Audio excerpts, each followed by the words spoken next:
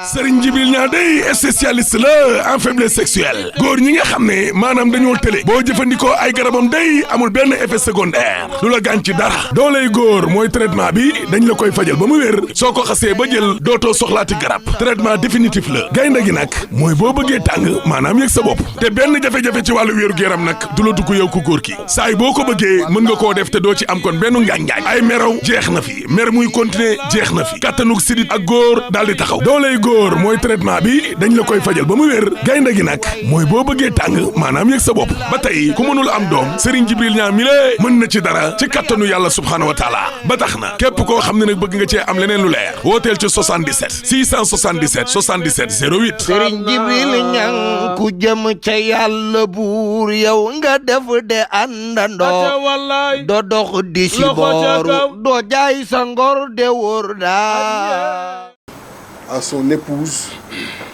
di ko mastawu ci li nga xam ni moo tegu ci kawam di sant aussi ci bi ko yàlla ubbilee bunt yi mu génn yàlla moo ko ubbil bunt yi parce que du volonté président Macky Sall bu doon volonté am fa lay des mais mobilisation bi ngeen def askan wi def ko loolu mooy li nga xam ni moo ko génne di wax nag ni dina dellu si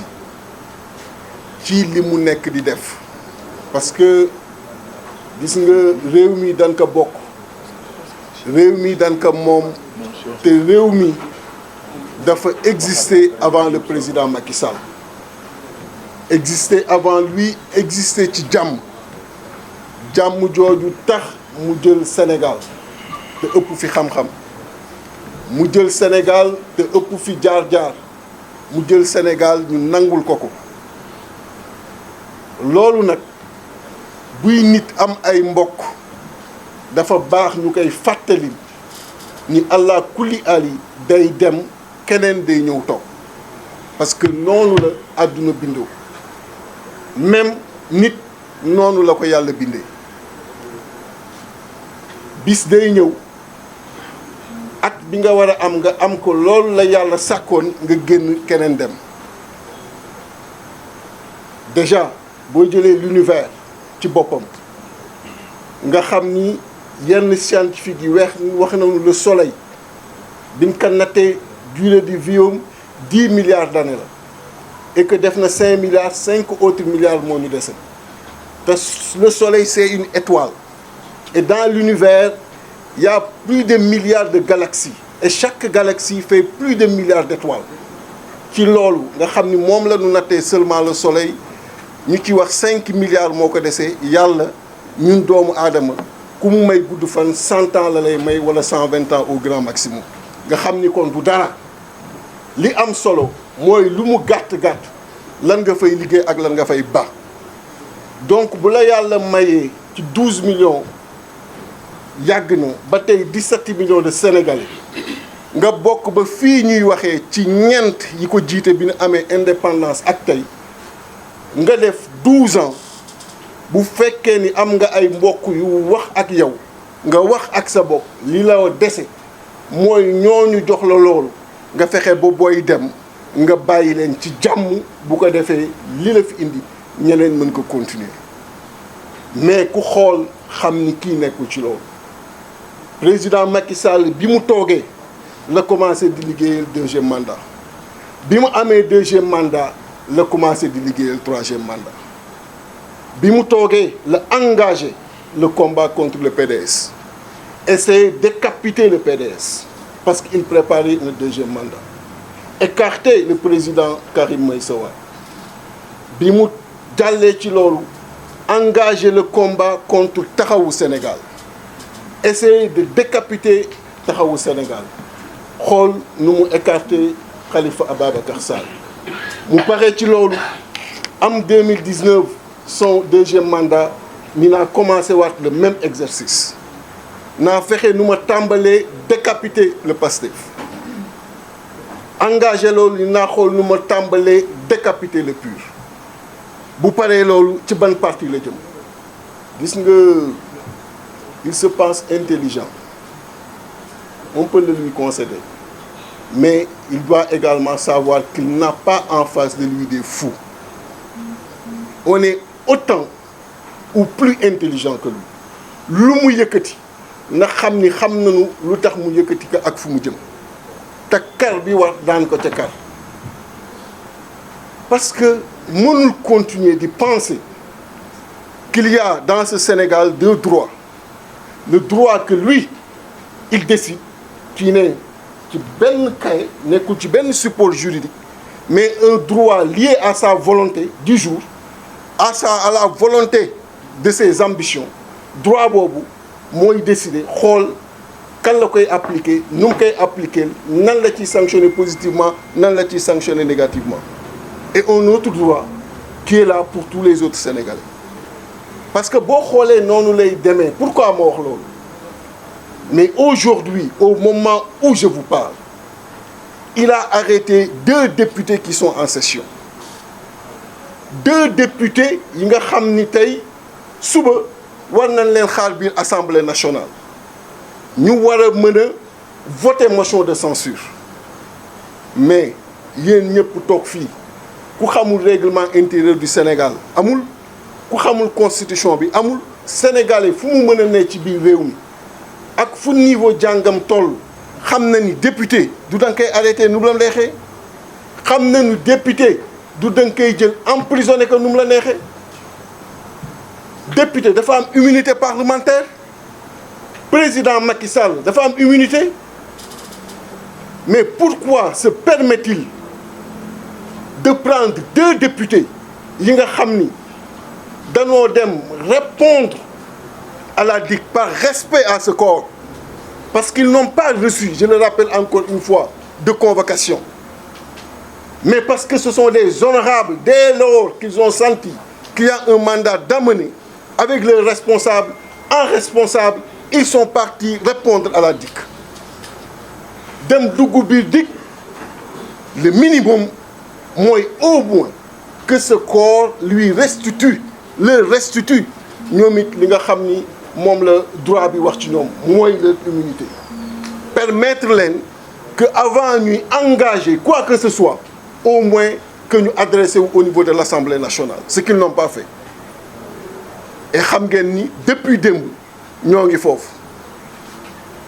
j'ai été victime de cela ici devant le siège génn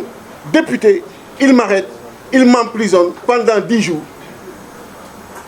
ki nga xam ni moo doon yóbbu lu xew on a reçu un ordre et tu restes à Sébikotane député on te condamne vous pensez que réew mi mën na continuer noonu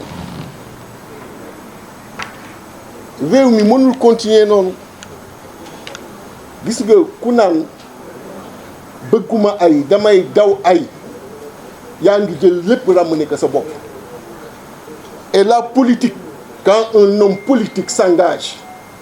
il n'a pas le droit de ramener lu mu mën a doon ci boppam donc daw mënatul ne parce que ce ne sont pas nos vies là qui sont en jeu c'est la vie de la démocratie sénégalaise qui est en jeu et quand je parle de la vie de la démocratie sénégalaise ça transcende même les générations présentes parce que ça intègre les générations futures en ce moment la posture debout devient une obligation pour chaque Sénégalaise et pour chaque Sénégalais parce que dafa am li nga xam ni moo ñu tënk muy suñu constitution suñu ay loi ak suñu ay règlement et constitution boobu moo tax tey ñu naan que président de la République Macky Sall moo tax mu jël suñu avion dem fële au niveau des États-Unis yegg fa la première phrase qu'il sort te ngeen am que mu def tey journaux yi mooy même ngi piétiner le droit parce que il dit que le 3e mandat c'est clair aujourd'hui que ce n'est plus une question de droit comment le 3e mandat ne peut plus être une question de droit c'est ce qu'il a dit et vous l'avez relevé un président de la République qui extirpe du champ du droit le 3e mandat ça veut dire que donc c'est sa volonté mais monsieur le président le 3e mandat n'est pas votre volonté parce que le premier n'a pas été votre volonté encore moins le 2e et le 3e ne sera pas votre volonté ce sera la volonté du peuple sénégalais. Et le peuple sénégalais a déjà dit non au troisième mandat. Vous ne le ferez pas. Vous ne le ferez pas. Moi, je ne parle pas de troisième candidature. Troisième mandat, il ne le fera pas et il le sait. Mais il l'extirpe aujourd'hui du champ du droit. C'est ce qu'il a dit. Droit rek moo tax muy daw ci VDN bi ma wàcce sa moto xaar cortège jeune jàll. Droit mooy tax mu daw ci autoroute bi xalif le xalif général ñu xaarloo ko mu jàll. Droit rek a tax léegi mu ni troisième mandat bi du droit. Il faut qu'il arrête alors qu'il est encore temps. On a du respect pour lui tant qu'il a du respect pour nous. Tant qu'il a du respect pour ce qui nous réunit. Mais il montre qu'il n'en a pas. Et ce droit-là dit que ces deux députés ne peuvent pas aujourd'hui être en garde à vue. Ils ne peuvent pas aller en prison. Il n'a pas le droit de les retenir. Donc, ne les gagnez. Nous sommes des gens très responsables. Ici, tout le monde. Et c'est dans le communiqué de Yewwi Askan Wi. On a dit qu'on condamne la violence dans toutes ses formes. Madame Maïmouna Bousso bi muy wax moom la tàmbale. Mais gis nga Sénégal ku fayu la ñu xam mais xamuñu ku dóore. Lépp loo gis am na lu ko indi. Mais il ne faut pas que mu utiliser prétexte boobu pour ñëw ni day décapiter un parti. Parce que c'est le même mécanisme entre 2012 et 2019 qu'il est en train d'emprunter entre 2019 et 2024. Il ne décapitera aucun parti ici dans l'opposition. Parce que ce qu'il oublie, moi, entre-temps, l'opposition est devenue un bloc. Un très grand bloc, soudé. Koo laal jàppal ni laal nga keneen kenn du toog di xaar mu laal la koo laal rek jàppal ni laal nga keneen. Donc il libère ces deux députés. Ensuite, comment il pense être plus intelligent que nous réunis? Pensant que s'il retient ces deux députés parce qu'il y a demain une motion de censure pour que bay ñooñu bañ a participer ci vote bi même bu ñu dugalee ay procuration doo xam lu ci président de l'Assemblée di ci def pour dire finalement la motion de censure n'est pas passée parce qu'il y a tant qui ont voté, tant contre. Mais où est-ce qu'il pense qu'il se trouve? Wax ci da ciy gàtt mooy l'opposition est prête et ne peut plus laisser continuer ces forfaitures. Ces forfaitures qui veulent que progressivement il engage lu mu tegul fenn contre ay citoyens sénégalais yi nga xam ni amuñu benn tort lu dul wax li ñu xalaat wax que ni ñu ko xalaatee. Na libérer Massata Samb, na libérer Mamadou Niang. Ce sont des députés et bu fekkee dëgg moo war a tax waxloo ku ne xam nga ni téye leen du dëgg et ku deful dëgg yaa ngi def leneen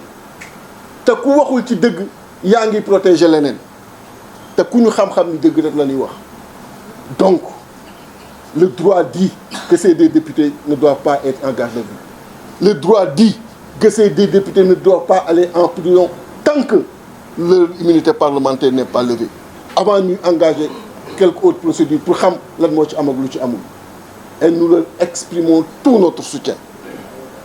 et nous restons plus que jamais debout et nous disons au président Macky Sall que la question du troisième mandat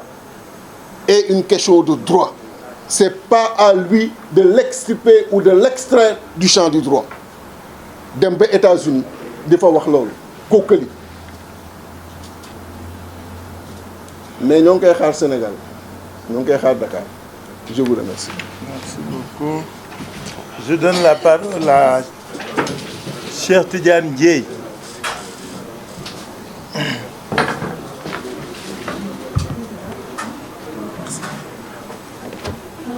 Serigne Djibril Niang day spécialiste la en faiblesse sexuelle góor ñi nga xam ne maanaam dañoo tële boo jëfandikoo ay garabam day amul benn effet secondaire du la gaañ ci dara dooley góor mooy traitement bi dañ la koy fajal ba mu wér soo ko xasee ba jël dootoo soxlaati garab traitement définitif la gaynde gi nag mooy boo bëggee tàng maanaam yëg sa bopp te benn jafe-jafe ci wàllu wéeru yaram nag du la dugg yow ku góor ki saay boo ko bëggee mën nga koo def te doo ci am kon benn ngaañ-ngaañ ay meraw jeex na fi mer muy continuer jeex na fi kattanug sidit ak góor daal di taxaw dooley góor mooy traitement bi dañ la koy fajal ba mu wér gaynde gi nag mooy boo bëggee tàng maanaam yëg sa bopp ba tey ku mënul am doom Serigne Djibril Niang mi lée mën na ci dara ci kattanu yàlla subhaanahu wa taala ba tax na képp koo xam ne nag bëgg nga cee am leneen lu leer wooteel ci 77 677 77 08 Serigne Djibril Niang ku jëm ca yàlla buur yow nga def de àndandoo doo dox di si booru doo jaay sa ngor de wóor daa